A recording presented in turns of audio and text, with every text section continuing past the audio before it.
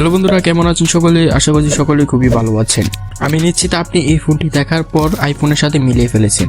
আচ্ছা, শুধু কি ডিজাইনই অ্যাপেলের মতো, নাকি ডিজাইনের মধ্যে আসলেই ভালো কিছু অফার করছে, সেগুলো তো আমরা পুরো ভিডিওতে দেখলেই বুঝতে পারবো। ফোনটির নাম ইনফিনিক্স হট 40 প্রো।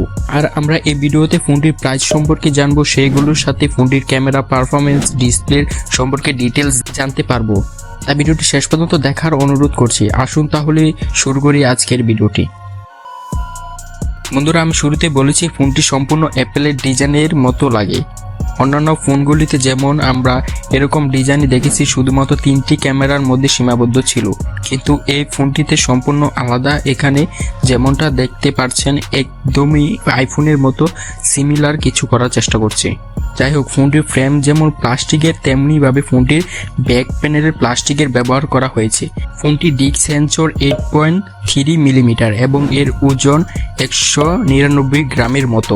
বেশ কয়েকটি দুর্দান্ত কালার অপশনেই পাওয়া যাবে ফোনটি। এই ফোনটি আপনারা 4টি কালার ভেরিয়েন্টে পেয়ে যাবেন, যেমনটা আপনারা দেখতে পাচ্ছেন।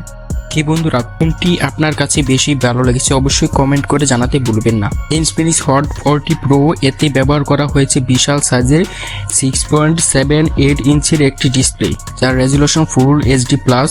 স্মুথ পারফরমেন্সের জন্য এখানে 120 হার্জ রিফ্রেশ মোড রয়েছে, আর টাচ স্যাম্পল 240 হার্জ রয়েছে। ডিসপ্লেটি মোটামুটি ব্রাইট, এর বিগ ব্রাউননেস 500 নিটস।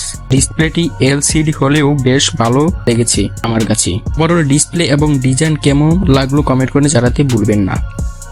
এবার আসুন এর স্পেসিফিকেশন এর সম্পর্কে জানি। এখানে ব্যবহার করা হয়েছে বেশ শক্তিশালী একটি প্রসেসর, মিডিয়াটেক হেলিও G99 এর একটা সম্পর্ক। আর এটা সম্পর্কে নতুন করে বেশি জানানোর দরকার নেই, মোটামুটি সব কাজ হ্যান্ডেল করার মতো এটা যথেষ্ট। এই ফোনটি দুটি মাত্র স্টোরেজ ভেরিয়েন্ট রয়েছে, 8GB র্যাম এবং 256GB রুম। অন্যটাতে 8GB র্যাম এবং 128GB রুম রয়েছে। এর কারণে গেমিংও কিন্তু ভালোভাবে করা যাবে, আর অন্যান্য কাজ, টুকটাক ভিডিও এডিটিং, ইউটিউবিং সবকিছু একদম স্মুথ ভাবে করতে পারবেন। ফোনটিতে 5000 mAh এর ব্যাটারি রয়েছে, সাথে থাকছে 33 ওয়াটের চার্জার। আর ইনফিনিক্স দাবি করছে তাদের এই চার্জার দিয়ে চার্জ করলে 35 মিনিটের মধ্যে 20 থেকে 75% চার্জ হয়ে যাবে।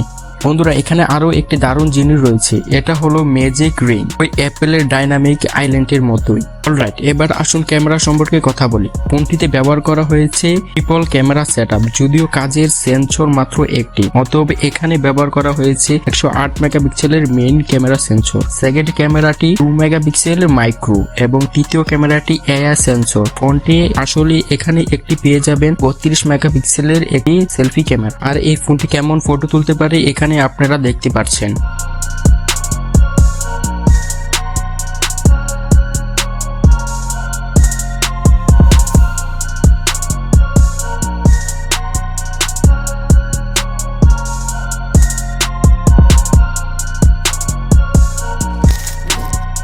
ভিডিওগ্রাফি নেই বলে এর রিয়েল ক্যামেরা দিয়ে সর্বোচ্চ 2K 30 fps এ রেকর্ড করতে পারবেন, তবে এখানে কোনো স্টেবিলাইজেশনের সুবিধা রাখা হয়নি। তবে এর আলট্রা স্টাডি মোড আছে। ভালো ব্যাপার হলো এর ফ্রন্ট ক্যামেরা দিয়ে 2K 30 fps এ রেকর্ড করতে পারবেন। ফোনটির মার্কেট প্রাইস যদি বলি, এর দাম রাখা হয়েছে 19,999 টাকা, মানে 20,000 টাকার বলতে পারেন। যাই হোক, ডিভাইস, ডিসপ্লে, ক্যামেরা ওভারঅল আমার কাছে খুবই ভালো লেগেছে। আপনার কাছে কেমন লেগেছে অবশ্যই কমেন্ট করে জানাবে। যদি ভিডিওটি ভালো লেগে থাকে তাহলে অবশ্যই লাইক, কমেন্ট, শেয়ার করতে ভুলবেন না। আর আমাদের চ্যানেলে নতুন হয়ে থাকলে অবশ্যই সাবস্ক্রাইব করে পাশে থাকা বেল আইকনটিতে ক্লিক করে দিবেন।